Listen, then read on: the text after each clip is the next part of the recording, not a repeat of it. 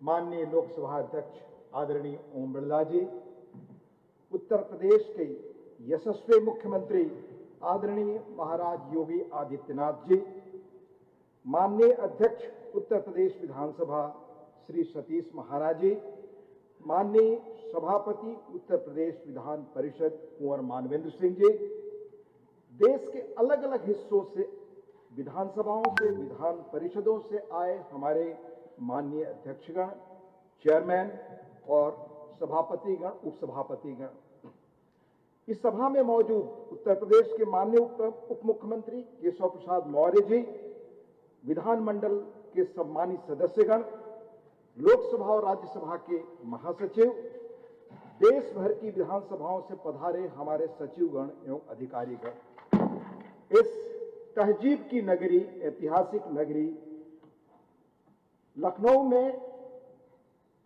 86वें AIPOC सम्मेलन के सफल और सार्थक समापन का यह पल है।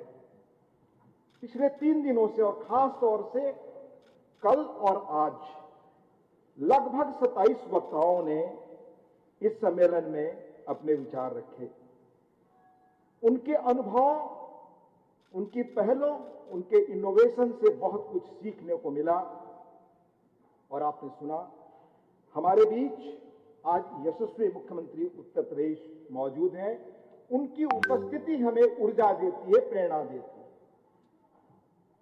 इस सत्र के उद्घाटन के दौरान मैंने राज्य की GDP, प्रति व्यक्ति आय, बजट आकार में बढ़ोतरी, निर्यात किस रूप में बढ़ा है, इंफ्रास्ट्रक्चर में क्या प्रगति हुई है, सर्वांगीण प्रगति के आंकड़ों के द्वारा उदाहरण दिया था। कैसे नीति आयोग ने इस समस्या प्रदेश को, आज उत्तर प्रदेश को फ्रंट रनर कहा है, बड़ी आर्थिक ताकत के रूप में उभरता राज्य, कभी बीमारू राज्य रहा उत्तर प्रदेश, आज रेवेन्यू सरप्लस स्टेट है। ये एक बड़ी उपलब्धि है। हमारे बड़े अनुभवी लोग यहां मौजूद हैं। बहुत स्पष्ट है कि आज दुनिया की जो जियोपॉलिटिकल सिचुएशन है, उसमें अगर देश, मुल्क बड़ी आर्थिक ताकत नहीं है, सामरिक ताकत नहीं है, टेक ताकत या टेक्नोलॉजिकल पावर नहीं है, तो आपके सामने बड़े गंभीर सवाल और समस्याएं हैं। आप दुनिया के दूसरों को देख रहे हैं, देशों को देख रहे हैं। मैं कोई नजीर नहीं देना चाहता। 2014 के बाद बहुत तेजी से भारत उसी रास्ते पर है, आदरणीय प्रधानमंत्री नरेंद्र मोदी जी के विजन के तहत। उसी रास्ते आज उत्तर प्रदेश एक बड़ी और नई पहचान बना रहा है। माननीय मुख्यमंत्री जी के दूरदर्शी नेतृत्व में उत्तर प्रदेश अपना विजन डॉक्यूमेंट 2047 पर काम कर चुका है। कैसे दोनों सदनों में 27 घंटे से अधिक, या शायद 36 घंटे है, करेक्ट करेंगे हमारे, अधिक समय तक गहन विचार विमर्श इस विषय पर हुआ कि हम कैसे वो लक्ष्य प्राप्त करें विजन डॉक्यूमेंट पर। यह दर्शाता है कि माननीय मुख्यमंत्री जी, यह सरकार सामूहिक चर्चा और आपसी सहमति के इस महत्वाकांक्षी लक्ष्य को प्राप्त करने के लिए किस तरह सक्रिय और साकार प्रयास कर रही है।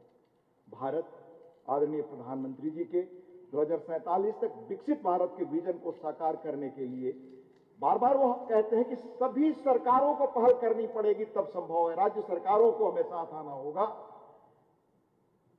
हर राज्य सरकार इसमें अपने ढंग से काम कर रही है, पर उत्तर प्रदेश ने अपने कैसे स्पष्ट भावी रूपरेखा तैयार की है और माननीय मुख्यमंत्री जी के कुशल नेतृत्व में उत्तर प्रदेश इस दिशा में कैसे योगदान दे रहा है। मैं 2-3 चीज जो आंकड़े देखा, 2017 से 25 के बीच प्लान्ड और टारगेटेड एफर्ट से 6 करोड़ लोग यहां गरीबी रेखा से ऊपर आए हैं। सरकार का लक्ष्य 2030 तक राज्य को 1 ट्रिलियन इकोनॉमी बनाने, अगले 5 साल में ग्रोथ रेट 20% करने, 2047 तक 6 ट्रिलियन बनाने का है। इसके अलावा स्टेट का देश के GDP में शेयर 9.5% से बढ़ाकर 16% करने का है। आप कल्पना करें, उस रास्ते पर तेजी से बढ़े तो भारत की आर्थिक ताकत क्या होगी और भारत किस रूप में विकसित नजर आएगा। इस तरह माननीय मुख्यमंत्री जी का विजन विकसित भारत, विकसित उत्तर प्रदेश, आत्मनिर्भर भारत, आत्मनिर्भर उत्तर प्रदेश का।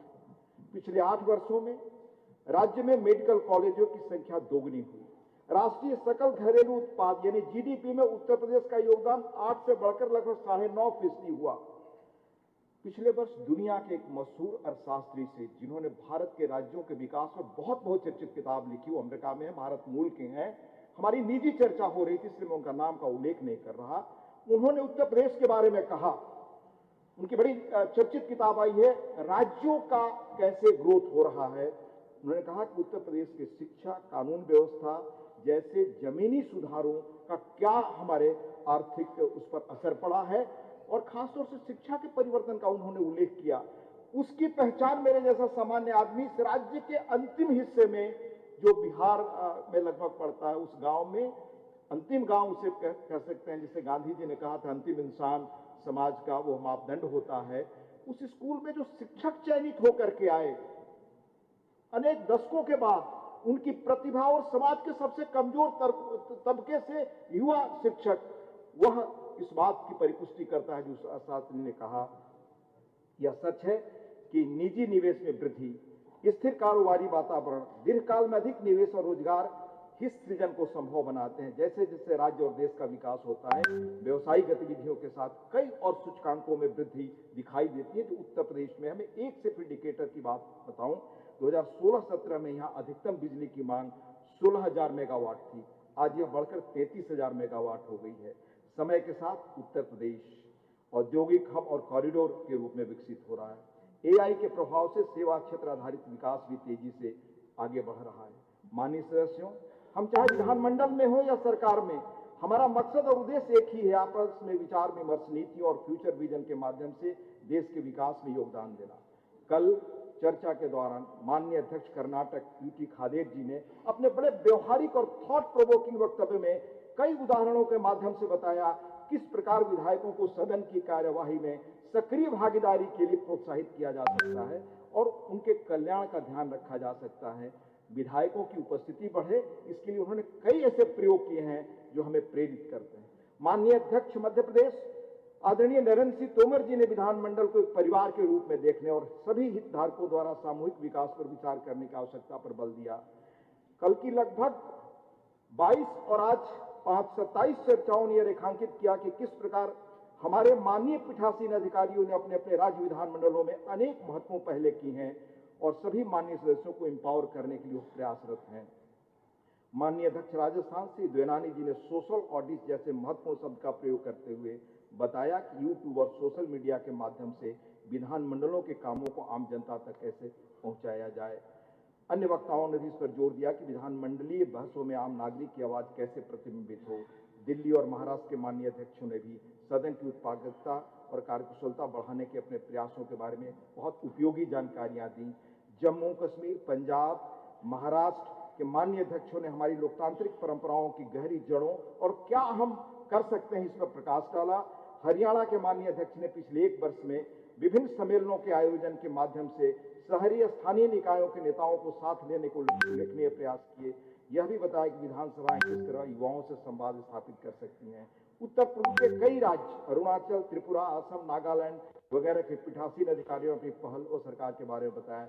मैं आदरणीय अध्यक्ष जी के आदेशानुसार कोशिश करता हूं हर वक्ता को सुनूं, जिस तरह से किस तरह समृद्ध हो हमारी विधायिका, इसके लिए उनका जो प्रयास है वह रिफ्लेक्ट करता है। सर, मैं आपको ये बताना चाहूंगा, आप दिखाई देता है कई पीठासीन अधिकारियों ने बेहतर लेजिस्लेटिव ड्राफ्टिंग के लिए प्रशिक्षण पाठ्यक्रमों की आवश्यकता पर बल दिया।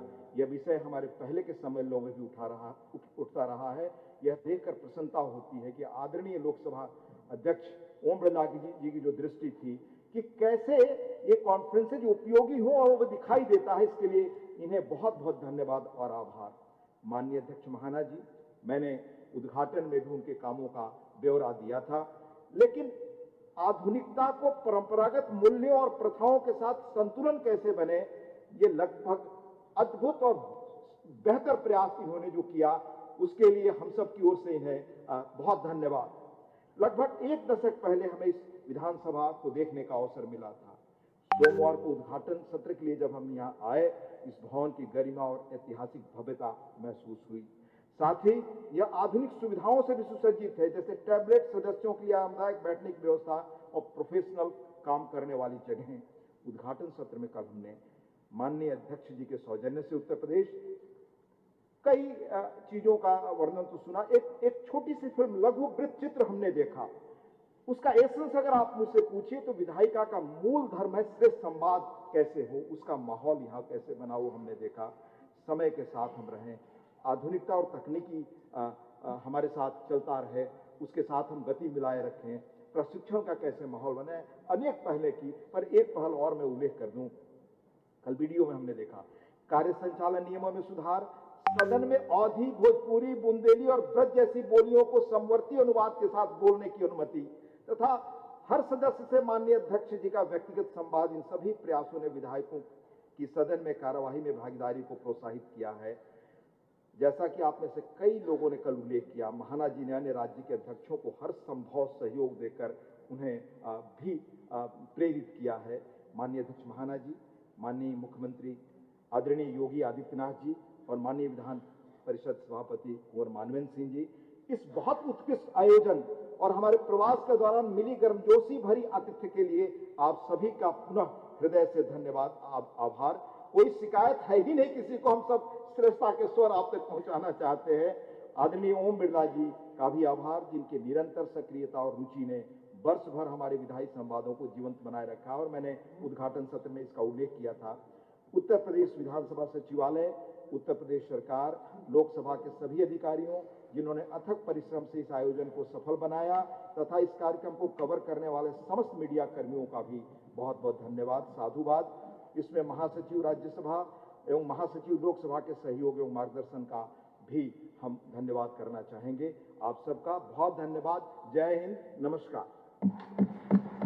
Thank you so much.